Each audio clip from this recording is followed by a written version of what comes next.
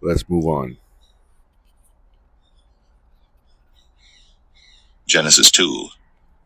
Thus the heavens and the earth were finished, and all the host of them. And on the seventh day God ended his work which he had made, and he rested on the seventh day from all his work which he had made. And God blessed the seventh day, and sanctified it, because that in it he had rested from all his work which God created and made. These are the generations of the heavens and of the earth when they were created, in the day that the Lord God made the earth and the heavens. And every plant of the field before it was in the earth, and every herb of the field before it grew. For the Lord God had not caused it to rain upon the earth, and there was not a man to till the ground. But there went up a mist from the earth, and watered the whole face of the ground. And the Lord God formed man of the dust of the ground, and breathed into his nostrils the breath of life, and man became a living soul. And the Lord God planted a garden eastward in Eden, and there he put the man whom he had formed. And out of the ground made the Lord God to grow every tree that is pleasant to the sight, and good for food. The tree of life also in the midst of the garden, and the tree of knowledge of good and evil. And a river went out of Eden to water the garden, and from thence it was parted, and became into 4 heads. The name of the first is Pison. That is it which compasseth the whole land of Havilah, where there is gold. And the gold of that land is good. There is bdellium, and the onyx stone. And the name of the second river is Gihon. The same is it that compasseth the whole land of Ethiopia. And the name of the third river is Hiddekel. That is it which goeth toward the east of Assyria. And the fourth river is Euphrates. And the Lord God took the man, and put him into the garden of Eden to dress it, and to keep it.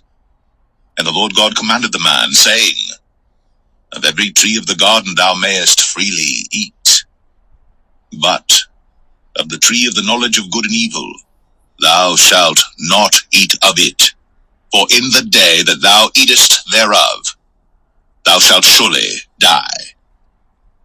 And the Lord God said, It is not good that the man should be alone. I will make him an helpmeet for him. And out of the ground the Lord God formed every beast of the field and every fowl of the air, and brought them unto Adam to see what he would call them.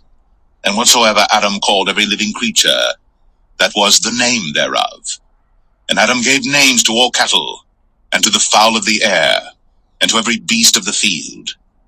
But for Adam there was not found an helpmeet for him. And the Lord God caused a deep sleep to fall upon Adam, and he slept. And he took one of his ribs, and closed up the flesh instead thereof. And the rib which the Lord God had taken from man, made he a woman, and brought her unto the man. And Adam said, This is now bone of my bones, and flesh of my flesh. She shall be called woman, because she was taken out of man.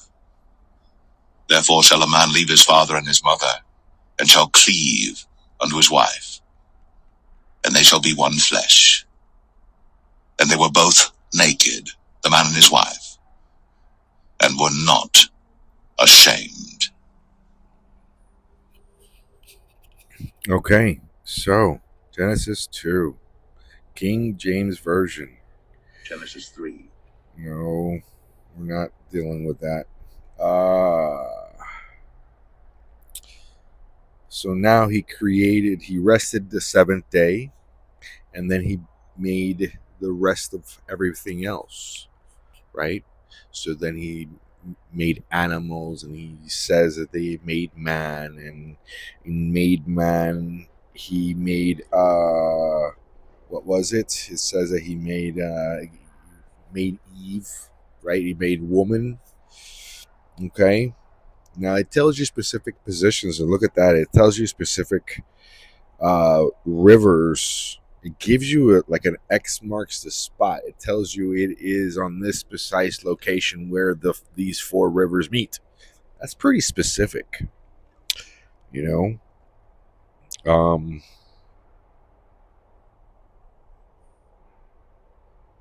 What else could I say? Do I see about this?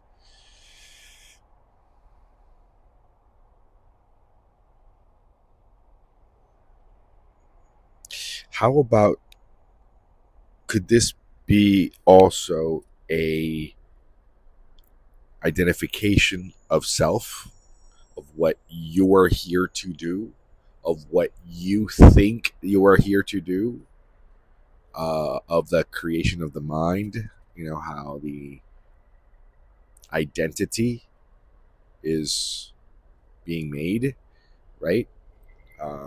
Because in all consciousness, the human, okay,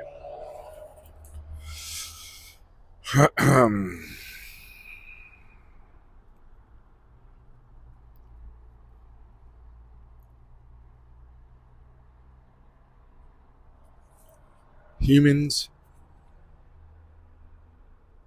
civilization, okay, this just the human species in itself, okay, has one collective consciousness, okay. Now think of it this way also, that identity in itself of just being human, or being a dog or cat, or how about different species of dogs, different species of cats? Do they share the same? Yes, it's the exact same. But because there is a disconnection in this world of where they identify you as being something separate, they identify you as being um, not a perfect being, when in they identify you with doing just what they call sinful things, and it's what we call just being dumb, you know.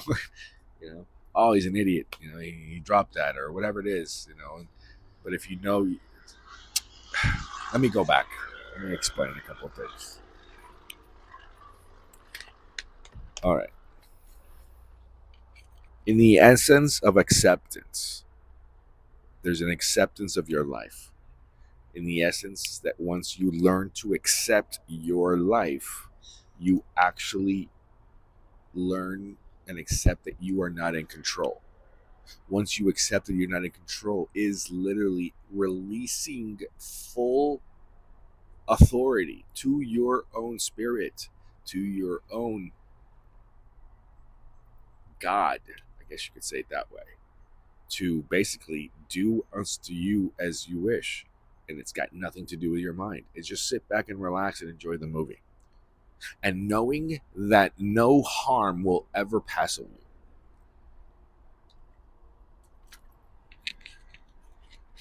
I think I went a little too far there, but let's go back to what we were talking about, Genesis 2. Okay, so he finished it. He finished the world. He finished the world. Did day 7. Then he built man. Then he built the animals. And he built this, built that. And he told us, okay, you're free to eat from this. You're free to eat from that. So in other words, we created. So as God's creatures, he told us that we can eat absolutely. These are the things that I want you to eat. These are the things you can eat. These are the things you can control. These are the blah, blah, blah, blah, blah. But hey, by the way, don't eat that over there because you will surely die. Okay? Now, let me ask you a question. When he said don't eat that, you will surely die, it was more on the aspects of good and evil, right? He didn't want Adam and Eve to eat from that aspects of, because then we would surely die. Okay? When do we actually die? Well, we die happens when there's no more life in our bodies. Okay? Now, in other words, so there is a certain fear that was done. I've learned that every single time that I should not do something based on fear, uh,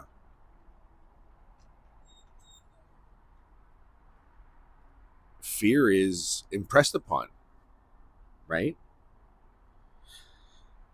So here's how I think it happened. When they came in, they didn't realize that there was a separation of the mind and the body. Okay, there was a when they came in, and when the soul came in and identified that soul as Adam, for example, Adam was just functioning as it could, right? Boom, boom, boom, boom, boom, boom. This is that. This is this. This is that. He's doing his thing. So it's almost as if once he realized, wait a moment, and there was a disconnection between that spirit guide, the body, and the terrestrial. So there was a complete separation. That's the creation of the mind. When your mind got in the way, immediately you can't control everything. You're meant to follow your heart. You're meant to do absolutely the things that are most important in your heart. But our minds tell us, no, that's not, no, you need to do this instead. You need to do this instead.